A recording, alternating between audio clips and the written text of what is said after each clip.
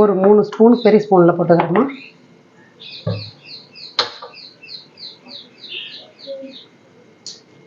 ரெண்டு லவங்கம் பூ போட்டுக்கிறேன்.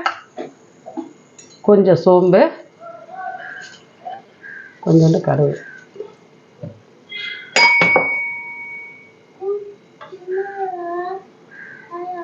வெங்காயமா பொடிசாக அரிஞ்சு வச்சுக்கிறேன்.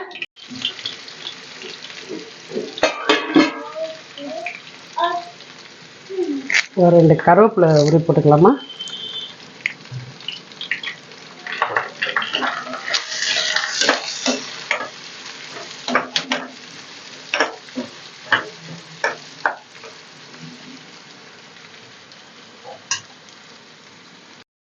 வதங்கணும்.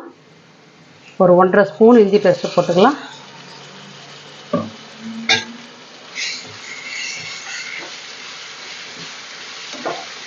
நல்லா இந்த அளவுக்கு கோல்டன் கலராக வதங்கணும்.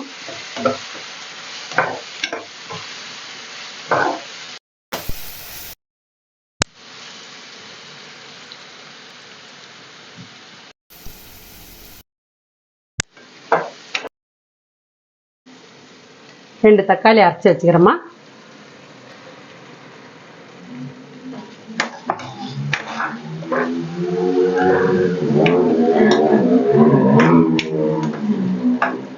போட்டு நல்லா கழுவி வச்சுங்க. இந்த மாதிரி இருக்கணும். பாருங்க தக்காளியெல்லாம் நல்லா வதங்கி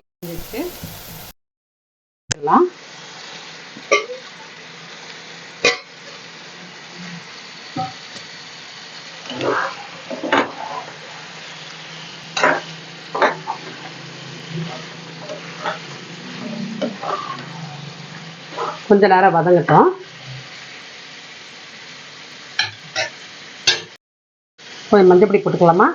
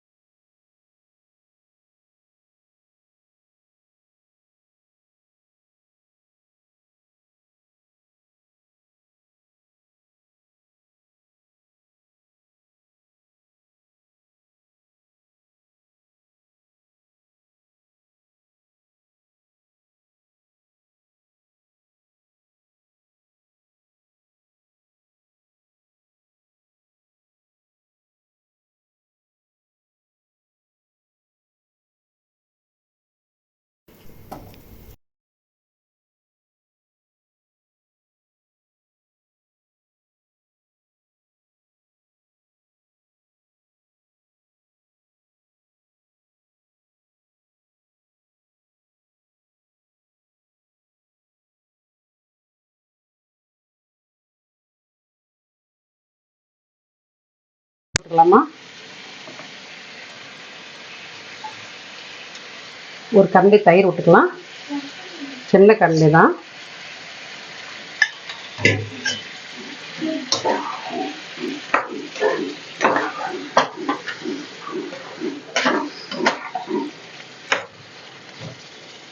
இப்போ அரைச்சி வச்ச மசாலா போட்டுடலாமா.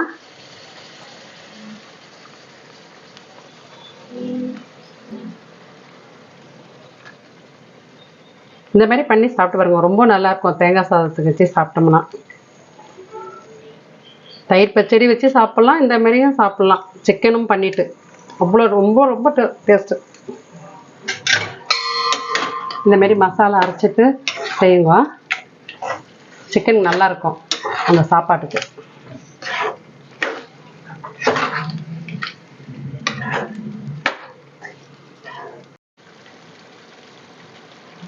கொஞ்சம் தண்ணி விட்டுக்கலாமா, நல்லா வதங்கி எடுத்து. ஏற்கனவே வதக்கி தான் செய்தோம், வதங்கி எடுத்து கொஞ்சம் நேரம் வேகட்டும். ஏற்கனவே தண்ணி இருக்குது, நாங்கள் ஒரு 1/2 டம்ளர் தண்ணி விட்டுக்கிறோம், போதும். மூடியாச்சுமா, கொஞ்சம் நேரம் வேகட்டும். வாங்கம்மா. சூப்பராக இருக்கு. பாருங்க, நல்ல கலர், நல்ல வாசனை, ரொம்ப மணக்குது. பக்கத்து வீட்டுக்கு போகிற அளவுக்கு இருக்குது. என்ன செய்கிறீங்க, சிக்கன் செய்கிறீங்களான்னு கேட்குறாங்க. அந்த அளவுக்கு நல்ல வாசனை இருக்குது. இந்த மாதிரி போட்டு பண்ணுங்க. இந்த கிரேவி சாப்பாட்டு கூட வச்சு சாப்பிட்லாம். ஒன்றுமா தண்ணியாக கொஞ்சம் குழம்பு போலோட எடுத்துக்கலாம். இட்லிக்கு, சப்பாத்திக்கு, தேங்காய் சாதத்துக்கு எல்லாமே வச்சு சாப்பிட்லாங்க. நாங்கள் தேங்காய் சாதம் தான் சாப்பிட போகிறோம். நல்லா ரெடி ஆகிடுச்சு. கொத்தமல்லி போட்டு இறக்க வேண்டியதும். வாங்கம்மா, கொத்தமல்லி போட்டு இறக்கலாம்.